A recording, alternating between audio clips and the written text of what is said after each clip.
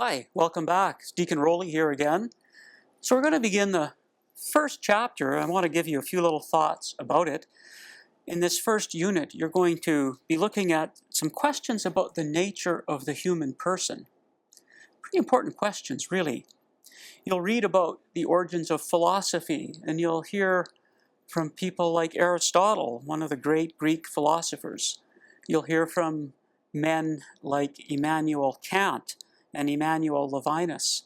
These two are philosophers, again, talking about sort of the meaning of life, why God created us, what is our purpose. They also talk about goodness and morality. It's important that we know that our journey, our human journey, we always have had a quest for the meaning of life, for the understanding of life. I think it's one of those great gifts that God gave us, that He wants us to seek that out. He wants us to find that out. You all know in the very first book of the Bible, is the story of creation, the book of Genesis, that God created us. He made us in His own image and likeness. And when He was finished all of this, God looked at it and said, "Indeed, it is very good."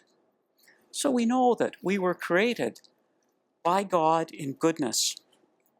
Well, that gives us a little bit of hope, because in the whole sense of our human morality, we rely on that whole basis that we were created as good people. We call this the natural law.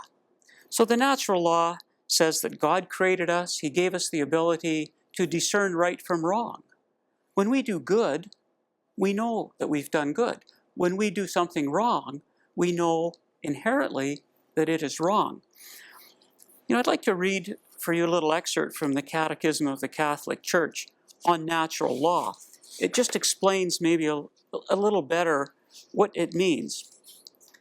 And I'm actually looking at section 1955 in the Catholic Catechism. It says, "The natural law is nothing other than the light of understanding placed in us by God, and through it we know what we must do and what we must avoid. God has given this light or law to us at creation." So, kind of the basis of who we are and the person that we are. The natural law really is formed in us through the Ten Commandments. Sometimes it's called the Decalogue. We see it in the book of Exodus given to us in Scripture.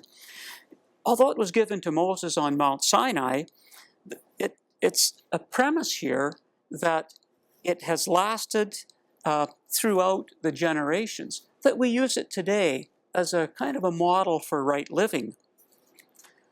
Well, here's the problem, and you may have already gone there in your mind. You might say, okay, if God created us good, then why is there so much evil in the world? Why do we see all the suffering and distress, and why is it that we have evil? Well, the answer to that, of course, is that God also gave us a free will. God gave us an opportunity to make a choice. He made us good, but He gave us a free will to choose between good and evil. The natural law says we know when we do evil. So a little bit of a distinction there. God, if He wanted to, could have programmed us differently. He didn't have to give us a free will. He could have programmed us to say, I love you, God, I love you, God, I love you, God. We could have been like robots. I don't think God wanted to make us that way. He wanted us to choose Him, freely. And that's why He gave us that opportunity. But in doing that, He also tried to set us in the right direction and to give us, the ability to do good, to choose good. The other problem with the whole precept of the natural law is that it's not always perceived clearly by everyone or perceived clearly and immediately in our lives. Our sinful nature sometimes interferes with this. So although the natural law by Christian tradition is holy, spiritual, and good, it's not in itself perfect. It shows what must be done, but it does not always give us itself the grace and the strength to always fulfill it. It is, however, the first stage of our journey to the kingdom, and so we could call it a preparation for the gospel, a preparation for Christ.